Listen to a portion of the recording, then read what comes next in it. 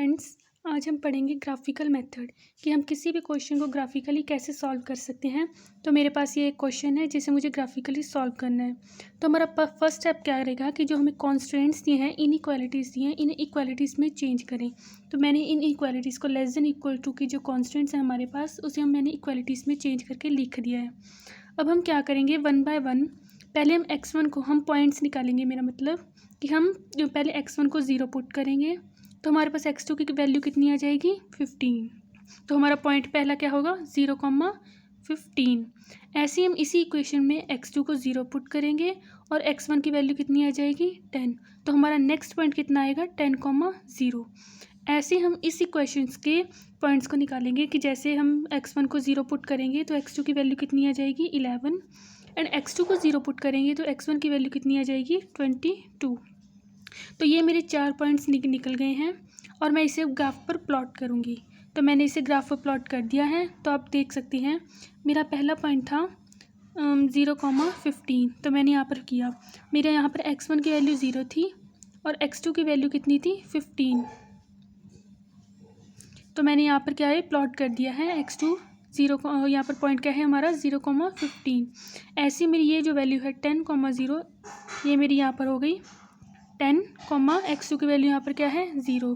Same मैंने बाकी दोनों पॉइंट्स को भी क्या करके कर दिया है प्लॉट कर दिया है। अब मेरे पास ये इंटरसेक्शन पॉइंट निकला।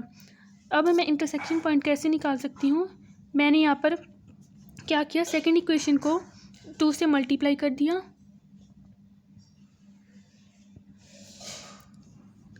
और फर्स्ट इक्वेशन में से सब्ट्रैक्ट कर दिया, जिससे मेरे पास x1 की वैल्यू 4 आ गई और x1 की वैल्यू 4 मैंने फर्स्ट इक्वेशन में पुट की तो मेरे पास x2 की वैल्यू क्या आ गई 9। तो मेरा जो ये इंटरसेक्शन पॉइंट है ये मेरा कितना हुआ 4,9।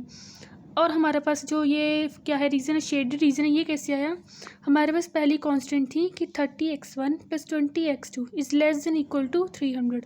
मतलब कि ये जो हमारी थी लेस देन इक्वल टू की थी ये सारी, और दूसरी क्या थी ये वाली, ये वाला लाइन।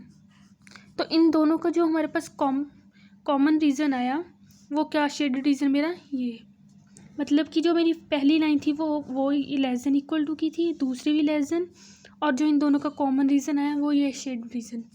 और ये 4 पॉइंट्स को कवर कर रहा है और इन चारों पॉइंट्स पर मैं z को कैलकुलेट करूँगी।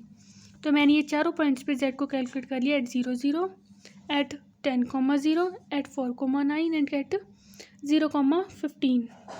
तो यहाँ पर मेरी 4 वैल्यू z की आ गई, लेकिन हमें क्वेश्चन में क्या कहा है मैक्सिमाइजेशन z।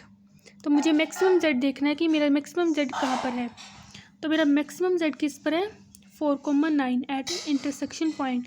तो ये मेरा आ गया मैक्सिमम z की वैल्यू, और मैक्सिमम z पर हमारी x1 और x2 की क्या वैल्यू आई 4,9। तो मेरी x1 की वैल्यू 4 और x2 की वैल्यू 9। सो ऐसे हम ग्राफिकल मेथड को सॉल्व करते हैं। Thank you.